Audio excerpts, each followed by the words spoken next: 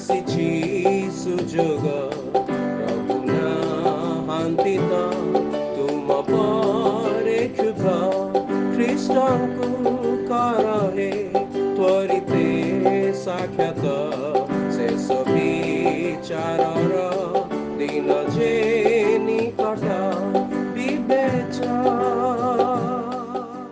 প্রিয় শ্রোতা বন্ধু প্রভু শ্রীখ্ରୀଷ୍ଟଙ୍କ ପ୍ରେମମୟ ନାମରେ ଆପଣଙ୍କୁ ଶୁଭେଚ୍ଛା। ପବିତ୍ର ବାଇବଲର ମାଥ୍ୟୁ ଲିଖିତ ସୁସମାଚାର 15 ଅଧ୍ୟାୟର 14 ପଦରେ ଆମମାନେ ଏପରି ପାଠ କରୁ, ସେମାନଙ୍କୁ ଛାଡ଼ି ଦିଅ, ସେମାନେ ଅନ୍ଧମାନଙ୍କର ଅନ୍ଧ ପଥ ପ୍ରଦର୍ଶକ।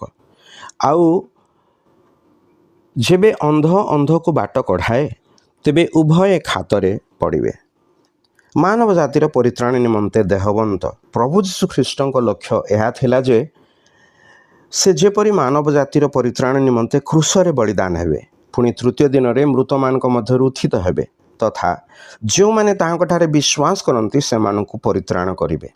ସେହି ପ୍ରଭୁ ଆପଣା ଶିଷ୍ୟମାନଙ୍କୁ କହନ୍ତି, ସେମାନଙ୍କୁ ଛାଡ଼ି ଦିଅ। କେଉଁମାନଙ୍କୁ? ଯେଉଁ ଫାରୁସୀ ଓ ଶାସ୍ତ୍ରୀମାନେ ପ୍ରଭୁ ଶ୍ରୀଖ୍ରୀଷ୍ଟଙ୍କ ଠାରୁ ବିଘ୍ନ ପାଇ ତାହାଙ୍କଠାରୁ ବିମୁଖ ହୋଇ ଫେରିଗଲେ। ତେବେ ପ୍ରଭୁ ସେମାନଙ୍କୁ କାହିଁକି ଛାଡ଼ିଦେଲେ? କାରଣ ସେମାନେ ନିଜର ପାପ ଓ ସ୍ୱାର୍ଥ ଯୋଗୁଁ ନିଜର ମନ ଈଶ୍ୱରଙ୍କ ପ୍ରତି କଠୋର କରିଥିଲେ। ସେମାନଙ୍କ ଚିନ୍ତା ଓ କାର୍ଯ୍ୟ ଦ୍ୱାରା ସେମାନେ ପ୍ରମାଣିତ କଲେ ଯେ ସେମାନେ ଈଶ୍ୱରଙ୍କୁ ସନ୍ତୁଷ୍ଟ ନ କରି ନିଜକୁ ସନ୍ତୁଷ୍ଟ କରୁଥିଲେ। ଏଥିପାଇଁ ପ୍ରଭୁ ଆପଣା ଶିଷ୍ୟମାନଙ୍କୁ ଯାହା କହିଲେ ତାର ଅର୍ଥ ହେଉଛି ସେମାନଙ୍କୁ ଛାଡ଼ି ଦିଅ, ଯେପରି ସେମାନେ ନିଜ ମଇଳାରେ ଲୋଟପାଟ ହେବେ। ଆଜି ମଧ୍ୟ ଅଧିକାଂଶ ଲୋକଙ୍କର ଏହିପରି ରୀତି ରହିଛି। ଏହିପରି ଲୋକେ ଯିଏ ପ୍ରଭୁ ଶ୍ରୀଖ୍ରୀଷ୍ଟଙ୍କଠାରେ ବିଶ୍ୱାସ କରନ୍ତି ନାହିଁ, ସେମାନଙ୍କର ଏକମାତ୍ର ସ୍ଥାନ ହେଉଛି ନରକ।